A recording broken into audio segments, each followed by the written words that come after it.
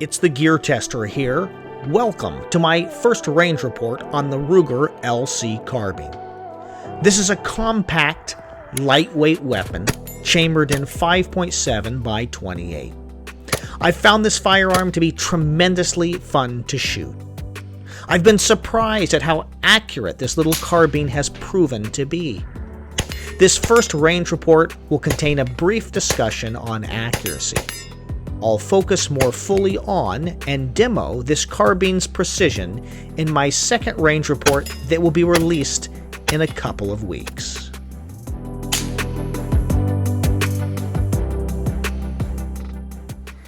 In my first range report here on this little Ruger LC Carbine, I just want to emphasize some of the things I really like about it. And I touched on these on my initial impressions review, but I want to review them and refine them a little bit here.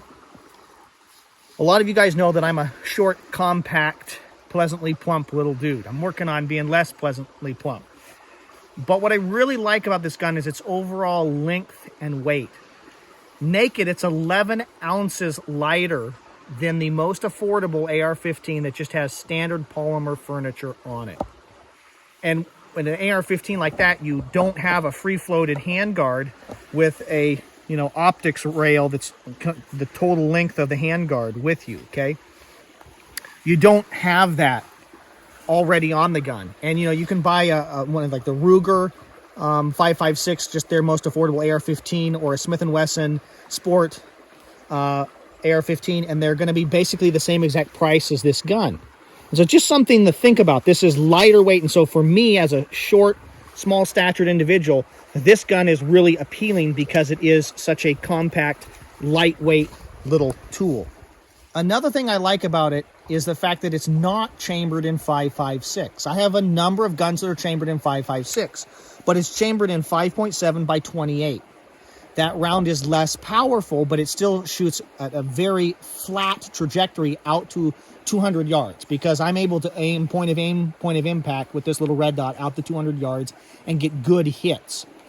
And what I like about that is it has a lot less recoil. So I'm going to roll some footage in here of some individuals shooting this firearm. A younger individual that is learning to be safe and shoot firearms effectively. But an AR-15, a full-size AR-15 with a 30-round mag in it would be harder for them to manipulate the gun. And this is, because it's lightweight and compact, is really easy for them to manipulate, operate, carry, and then because it has less recoil, it's not a problem at all for him to shoot. I've also got some footage here of an older gentleman that has had a lot of experience with firearms in the past, but whether that's age or whether that's shoulder issues or arthritis, recoil could be a problem. And so you may say, hey, but I'm in the prime of my life and recoil isn't a problem for me.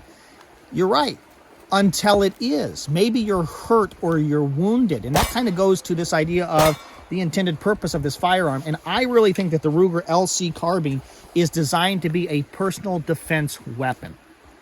I think that probably they started development on this firearm when pistol braces were still allowed and were not forbidden. And so I really think that they intended to, have a 10-inch barrel version of this or an 8-inch barrel version of this with a pistol brace on it, which would have made it extra compact and extra lightweight and been more like what we see different militaries kind of trying to think about developing and issuing to some of their rear echelon troops as personal defense weapons. But for the private citizen that's going to be armed and be responsible, I think this is one of the most perfect little configurations of firearm for executing that goal and that purpose. I think this makes an excellent, maybe even almost perfect personal defense weapon. There are people I love and care about who cannot reliably operate a 12-gauge shotgun or even a 20-gauge shotgun, whether that's semi-automatic or pump. They're just from a training standpoint, from the amount of time they're willing to invest in it, and also because they're very recoil shy, those are not good options for them. This is lightweight. It's compact. It has a good amount of ammunition in it with 20 rounds. And I think it's just an excellent option for a personal defense weapon for the, armed private citizen that's going to behave in a responsible manner. One of my friends really likes this rifle. And for him, it's a camp carbine, an excellent camp carbine. Now, he loves 22 Magnum, and he loves, shooting ground squirrels and small game with 22 Magnum. And he loves this because of what it's chambered in, because it's semi-automatic, because it's proven itself to be very reliable. He loves the idea of this firearm as a very simple little camp carbine, a gun that you can, in some ways, bump and grind with. As you're hiking, you can take it with you in a situation where you're not primarily hunting. Maybe you've hunted most of the day. You throw this on, but you have a very lightweight, compact carbine that you can throw lights and lasers and optics on in a really easy way, that's semi-automatic and that's easily deployed, whether that's in a self-defense situation or whether you are going to take a shot on a predatory animal that's disturbing, whether that's your livestock or your dogs or something like that, or whether you're being more precise and targeting something like a coyote. This isn't going to have the range or the power of other firearms, but it's lighter weight, it's more compact, it's easy to have in your truck, in your quad, in a backpack, and it's rapidly deployed. And I think that the chambering, its size, the accuracy that we're getting from it, I think all these things lead me to believe that this is an excellent firearm. I've been surprised with the accuracy I've been able to achieve with the Ruger LC Carbine. And so I shot three-shot groups standing, bracing the rifle against this post here. And I think this is a good example of practical accuracy that I think you can expect to get from your Ruger LC Carbine. I mounted a 3x9 Leopold optic on the gun in order to squeeze the maximum amount of accuracy out of this little firearm for the test. So I just shot standing, leaning off the post with the Ruger LC Carbine. We've got over 1.5 inches right here. Okay, we got a very similar group right here. I'm shooting up at a very steep angle. I'm not laying down, and the trigger on this gun is kind of like a Glock trigger, and so it's kind of, it's just different than the standard rifle triggers I'm used to.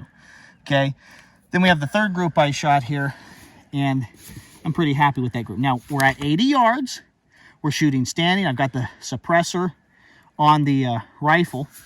But the point is this is real world accuracy that you could post up, you could shoot out to 80 yards very easily with the setup I've got. And that's the kind of accuracy I'm getting. So that's pretty awesome with this little Ruger LC Carbine. Whenever I'm setting up a firearm and I'm trying to get it just perfect for a specific task or purpose, I want to think about how all the components work together, and I want to configure it in a way that minimizes my likelihood of inducing malfunctions from a operator's standpoint. So from me manipulating the firearm, how do I set this firearm up for success so I'm less likely personally to induce malfunctions or get mixed up? And I think a perfect example of what not to do here is this setup that I have right here. This is an affordable scope mount that I have.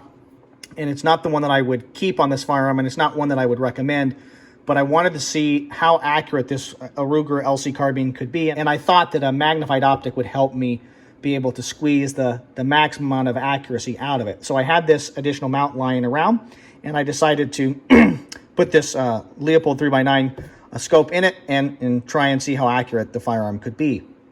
But you can see here that these bolts stick out here of the mount, or the bolt heads, and we have the charging handle for the firearm right here. And under stress, it would be really easy to think that I was trying to clear a malfunction or reload the firearm with this charging handle here, and I actually have one of these bolts. And so this would not be a good setup. Even if I was going to leave a 3x9 optic on this Ruger LC Carbine, which I'm not, I'm going to move back to my aim point, because I think that just is a better overall configuration for my primary purpose for this firearm. I would not use this mount to keep a magnified optic on it. So I wouldn't do that, because this setup is going to increase the likelihood that I don't induce a malfunction but cannot appropriately or effectively clear a malfunction because I'm grabbing one of these when I think I'm grabbing the charging handle.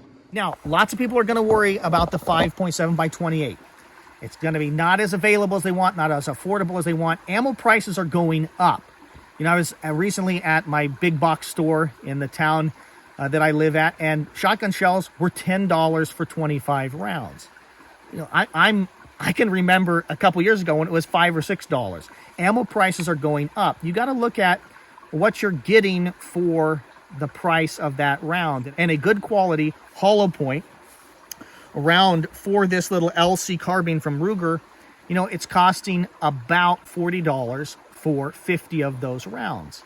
So how many rounds are you going to expel? Is this going to be your primary plinking rifle? No, I don't think so. I don't think that's the intended purpose. But it might be just the perfect firearm to leave home when you go on a business trip so your wife and kids can defend themselves. It might be the perfect weapon to employ in a camp situation where you're camping and you're hiking a bunch. It might also be the perfect weapon to save the day as a personal defense weapon if indeed you're wounded or hurt. This firearm is light enough and has low enough recoil that I can sling it over my neck like this, and I can take precision shots aimed with the firearm one-handed. And maybe I'm holding, something that's precious and important to me in my offhand, or maybe this hand is in a sling or a tourniquet is wrapped around it really tightly. I just think that this offers the private citizen that's going to behave in a responsible manner a whole lot of options in a unique chambering in a lightweight, compact firearm. I hope that the Ruger LC Carbine is extremely successful. And I hope that that success leads to the 5.7 by 28 cartridge being more available and more cost effective. There are a number of firearms chambered in this caliber, but I think none of them are as affordable, available, or offer the characteristics that this little firearm does. The P90 is not interesting to me. I loved it in Stargate. Okay, I thought that was awesome to see Richard Dean Anderson transformed from MacGyver into a sci-fi warlord that travels through some ring and in some imaginary universe and shoots things up with a P90 was awesome. But a P90 in its intended configuration is not available to me or you. We have to have a 16-inch barrel on that thing, and it's just wonky. I've got a friend that has one of those. This is purpose-built by Ruger to be an excellent semi-automatic firearm chambered in 5.7 by 28 that is usable in its intended original form as it's delivered to you for the private citizen as a personal defense tool. Thanks for joining me, the gear tester, for my first range report on the Ruger LC Carbine. In my second range report on this firearm, I'll be focusing more fully on demonstrating its accuracy. I'll also include a brief discussion on shooting both passively and actively under night vision. The goal of the Gear Tester YouTube channel is to produce quality video reviews on the topics of shooting, camping, and survival gear. If you like this video, you can support the Gear Tester YouTube channel by buying products from our sponsors, affiliates, and friends. Companies like Tops Knives, Excess Sights, and Occam Defense Solutions. Thanks for your views and your subscriptions. This is the Gear Tester signing off.